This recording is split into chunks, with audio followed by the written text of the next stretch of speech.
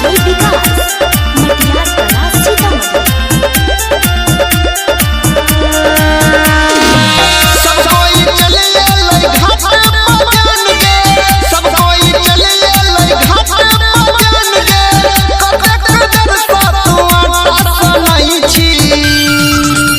हे रे 5 मिनट और रुकना हम ठकुआ छनाई छी।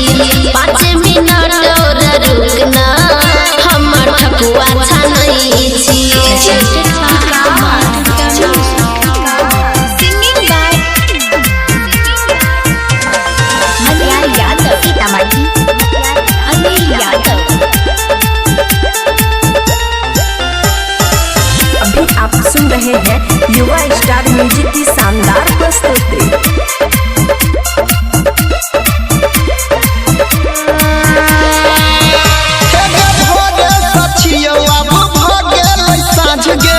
की कहियो जानो बहुते छले काम काज रे।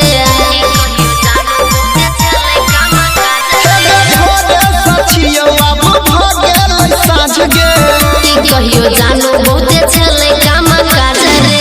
माथा पर दौड़ा धकया पैना जान गे, तोरे लछछ नहीं छै हमर परान गे, घाट पर ठाड़ होई के पैरा तकई छी। 5 मिनट और रुकना हम ठकुआ छनाई छी। 5 मिनट और रुकना हम ठकुआ छनाई छी। सिंगिंग बाय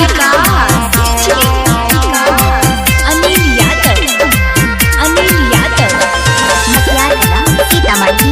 मटियार कला सीतामढ़ी।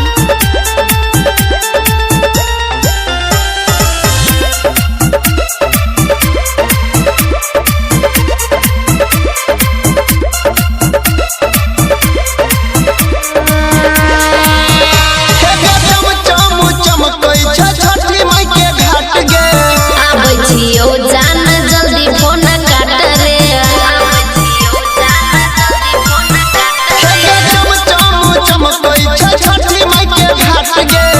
आबै छियो जान जल्दी फोन